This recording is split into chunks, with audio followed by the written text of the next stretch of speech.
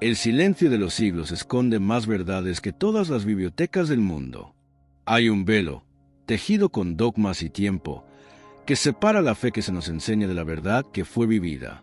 Y en el corazón de ese velo no se encuentra un misterio teológico, sino una historia profundamente humana, una saga de amor, exilio y un linaje prohibido. La figura de María Magdalena, la apóstol de los apóstoles, como la llamó el mismo Hipólito de Roma, es mucho más que la pecadora arrepentida en la que la Iglesia, durante siglos de oscura estrategia, quiso convertirla. Esa etiqueta, ese estigma, fue la primera y más efectiva capa de ceniza arrojada sobre una hoguera de conocimiento que amenazaba con quemar los cimientos del poder. Pero, ¿qué es lo que realmente se ocultó? No solo su rol espiritual, que la situaba a la misma altura que Pedro, a quien, según textos como el Evangelio de María, Jesús prefirió en sabiduría y entendimiento. Lo que la estructura de poder temió fue la verdad de su sangre, la edad en que conoció al Maestro y el fruto de esa unión. Temieron a Sara. Para comprender la magnitud de este secreto, debemos retroceder no a los textos canónicos, sino a las arenas y papiros de Nag Hammadi, a los códices olvidados, a la tradición oral de los cátaros, de los templarios y de ciertas sectas gnósticas que guardaron el hilo de Ariadna que conduce fuera del laberinto eclesiástico. Ellos susurraban una verdad impensable para el clero. Jesús no fue solo un Mesías celestial. Fue un hombre en su plenitud, un maestro que comprendió la alquimia del espíritu a través de la unión sagrada, la hieros gamos, una práctica ancestral de los cultos mistéricos que buscaba fusionar lo divino y lo terrenal. Y María de Magdala no era una simple seguidora. Era su esposa iniciática, su contraparte femenina, la Sofía, sabiduría, encarnada que, a su lado, hacía completo el arquetipo crístico. El Evangelio de Felipe, un texto apócrifo de inmensa carga simbólica, lo dice sin ambajes, aunque en clave. 3 Marías andaban siempre con el Señor, su madre, su hermana y Magdalena, a la que llamaban su compañera, koinonos.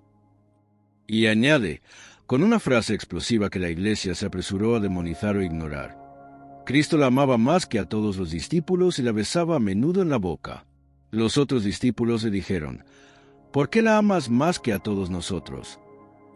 Este beso en la boca no debe entenderse en términos de nuestra modernidad superficial. En el gnosticismo, el beso era el acto de transferencia de conocimiento, de la gnosis, el soplo del espíritu, el intercambio de la esencia divina. Pero al mismo tiempo, en un contexto humano, ¿qué más profundo y sagrado que la unión matrimonial de 2 almas que encarnan un principio cósmico?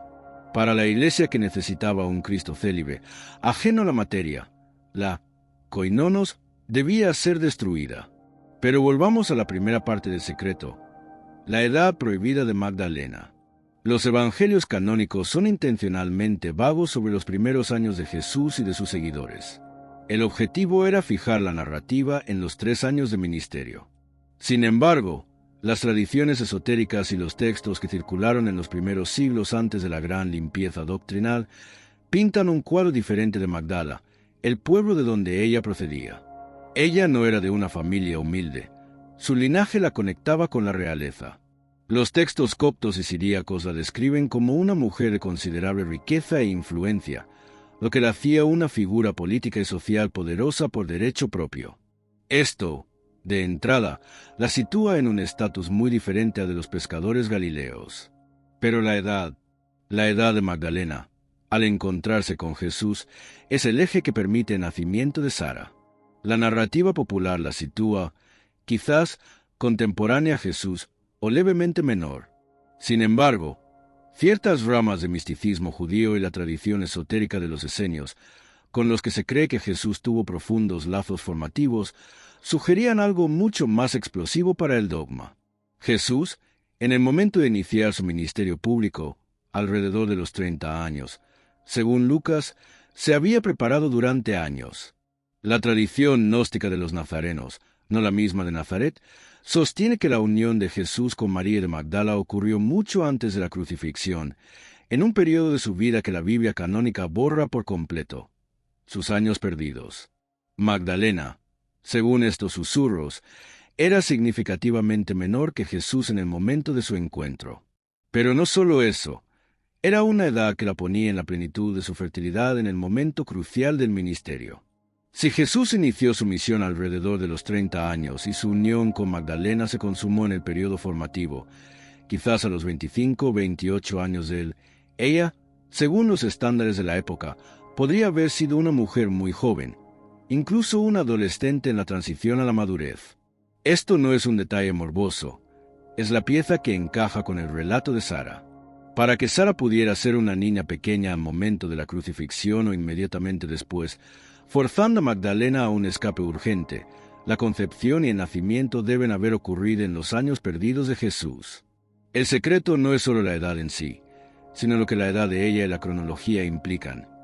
Que Jesús llevaba una vida plena, social y marital, que incluía la paternidad antes de la pasión. Un Cristo que ya tenía una hija, que ya había cumplido con la ley judía de procrear, desmantelaba la idea de un Mesías virginal y meramente espiritual que la Iglesia romana necesitaba para construir su jerarquía célibe y su poder alejado del mundo material. La edad prohibida de Magdalena es, por tanto, la clave de bóveda de la humanidad completa de Jesús y el testimonio de un linaje. Y entonces llegamos al corazón del mito y la revelación. Sara, la hija de Jesús y María Magdalena. La historia de Sara no está en los evangelios. Está en la memoria de la tierra, en la piedra de las catedrales góticas, en los rituales de la Europa esotérica y, con mayor claridad, en la tradición de los Saints Maries de la Mer, en la Provenza francesa. Tras la crucifixión, el terror y el caos se apoderaron del pequeño grupo de seguidores. Magdalena, a diferencia de los apóstoles, que se dispersaron, tenía una responsabilidad más urgente: proteger el legado de sangre. La tradición sostiene que ella, junto a otras figuras clave, Lázaro, su hermana Marta, María Salomé y María Jacobé, escapó de Palestina en un pequeño barco sin velas ni remos, a merced de Dios, o quizás a bordo de una nave financiada por los seguidores de Jesús, que eran más influyentes de lo que se admite. En ese viaje, la carga más preciosa no eran las reliquias ni los textos, era la vida frágil de una niña pequeña, Sara. El nombre mismo es un portal. Sara significa princesa o señora en hebreo. Al nombrarla así, sus padres la investían con una dignidad regia, no solo terrenal, por el linaje de David de Jesús, sino espiritual. Ella era la princesa de la sangre, la heredera física de la unión sagrada, la materialización del concepto de Sofía. La tradición de la Provenza la conoce como Sara la Negra. En la pequeña iglesia fortificada de Saints Maries de la Mer, se venera a esta Sara como la patrona de los gitanos, una figura de piel oscura, misteriosa y poderosa. ¿Por qué negra? Aquí es donde el simbolismo antiguo se cruza con el relato histórico. En el simbolismo alquímico y esotérico, la figura de la Virgen Negra, y Sara, la princesa, ocupa un rol similar a la Virgen, representa la materia prima, la tierra fértil, la sabiduría oculta, la etapa inicial de la transmutación, Nigredo. Es la Sofía que ha descendido a la oscuridad de la materia. Sara la Negra, en este contexto, no implica necesariamente un color de piel literal, sino un estado del conocimiento, la verdad oculta, la que no ha sido blanqueada por el dogma, la que fue obligada a esconderse en la sombra. Ella es el misterio guardado en la tierra de Provenza, el ancla del linaje, el desembarco y la linaje merovingio. El barco arribó a las costas de la Galia, Francia, alrededor del año 42 después de Cristo Magdalena, en lugar de vivir como una ermitaña, como la leyenda eclesiástica quiso hacer creer, se dedicó a una misión más vital: asegurar la supervivencia de su hija y del linaje. La Galia, en ese tiempo, no era un lugar al azar. Era un territorio con fuertes conexiones druídicas y celtas, culturas que reverenciaban el principio femenino de la divinidad. La semilla de la gnosis, la sabiduría, encontraría tierra fértil lejos del centro de poder romano. ¿Y qué pasó con Sara? El relato, que fue sistemáticamente borrado, sostiene que Sara creció y se casó. Su sangre, la sangre real de Jesús, el sangreal o grial, se fusionó con linajes locales de alta alcurnia. El más prominente y el que ha generado siglos de especulación es la conexión con los reyes merovingios. Los merovingios, que gobernaron partes de la Galia entre los siglos V y VIII, tenían orígenes misteriosos y rituales extraños. Se distinguían por llevar el pelo largo, nunca cortado, un signo de su poder y su conexión con lo divino, como Sansón en el Antiguo Testamento, y afirmaban descender de un ser mitológico o un antepasado oscuro y poderoso, Meroveo, un nombre que algunos esotéricos conectan con el concepto de mar o madre. La tradición del Grial, que explotó en la literatura medieval, no es la búsqueda de una copa de la última cena. El Santo Grial es la corrupción fonética de la frase francesa antigua Sang Real, que significa sangre real. La copa era un mero símbolo para proteger el verdadero secreto, el linaje físico de Jesús. Los merovingios se consideraban a sí mismos como reyes sacerdotes, un modelo de liderazgo que combinaba el poder temporal con la autoridad espiritual, algo que emanaba directamente del linaje davídico de Jesús. Al unirse al linaje de Sara, la hija de Jesús, la casa de Meroveo afirmaba ser la portadora de la realeza crística, la dinastía ungida por Dios por derecho de sangre. Esta verdad era dinamita pura para la Iglesia Católica Romana. Si el poder real venía del linaje de Jesús, la Iglesia, que se autoproclamaba única intermediaria entre Dios y el hombre, se convertía en una institución superflua. El rey no necesitaría la bendición del Papa. El rey sería inherentemente sagrado por su sangre. Por ello, la Iglesia de Roma no descansó hasta ver la caída de los merovingios. El golpe de gracia vino con los carolingios, representados por Pipino el Breve y, más tarde, Carlomagno. Este cambio de dinastía fue sancionado y legitimado directamente por el papado, creando una alianza indisoluble entre el Estado y la Iglesia, un pacto que cimentaría el poder papal durante el resto del milenio. La historia de Sara, la princesa, y su linaje no fue simplemente olvidada. Fue enterrada bajo el peso de un nuevo orden mundial en el que la figura de Jesús debía ser despojada de toda humanidad que pudiera ser replicada o heredada. El simbolismo oculto de la vid y la rosa. La Iglesia ocultó la edad y la hija de Magdalena no solo por la amenaza política, sino por la amenaza simbólica que representaban. El matrimonio de Jesús y Magdalena era la encarnación del antiguo simbolismo de la vid y la rosa. Jesús, en el Evangelio de Juan, se llama a sí mismo la vid verdadera. Yo soy la vid verdadera, y mi Padre es el labrador.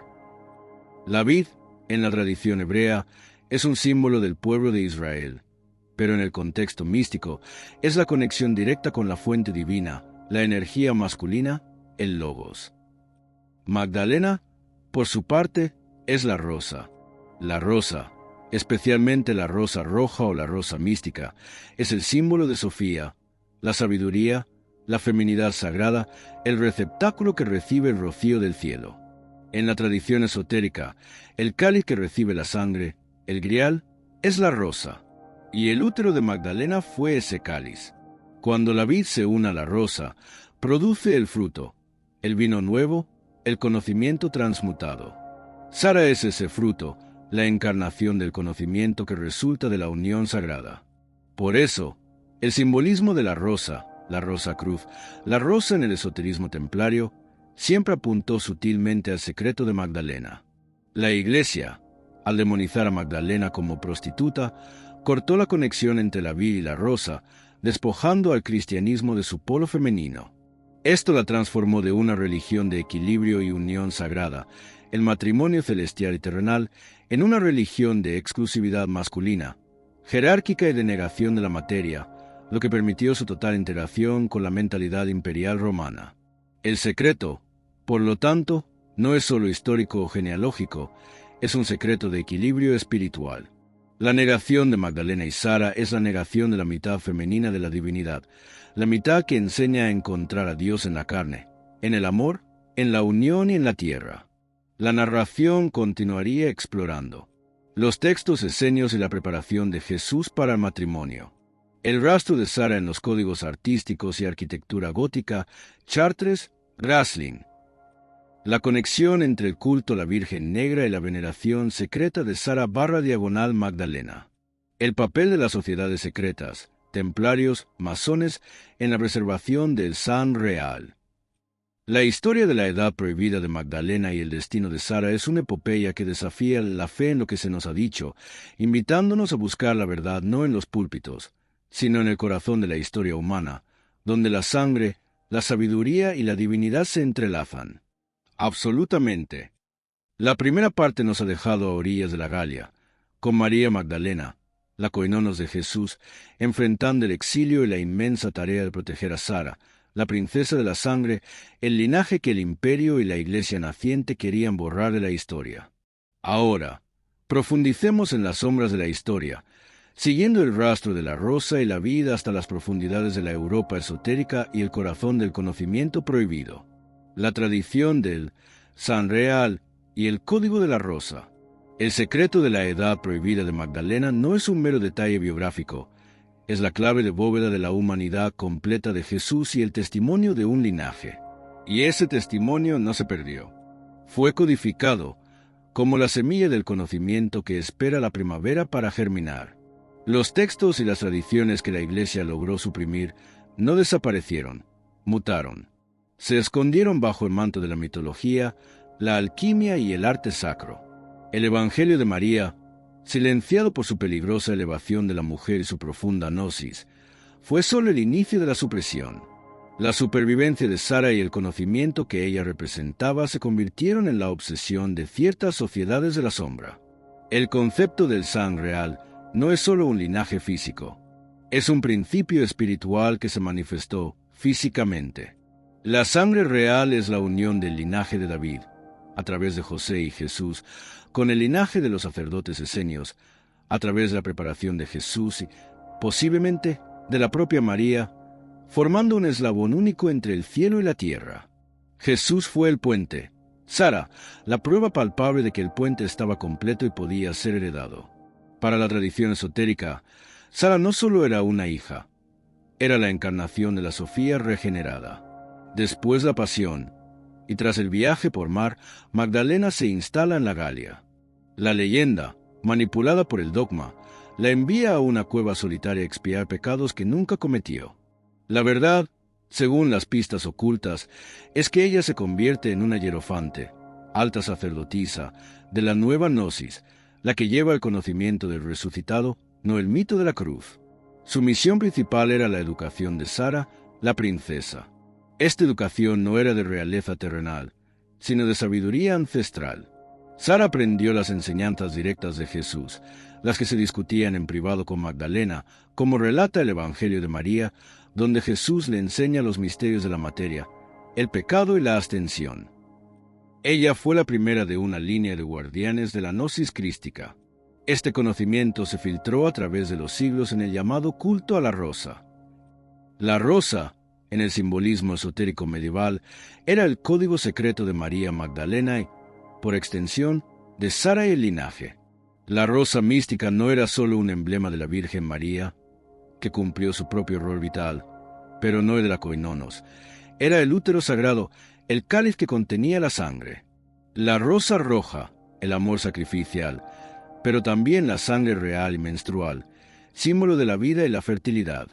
La rosa de 5 pétalos, el pentagrama esotérico, la estrella de Venus, el principio femenino y la representación del cuerpo humano crucificado, pero también glorificado. La rosa blanca, la pureza de la gnosis, la sabiduría no contaminada. Esta simbología no es casual.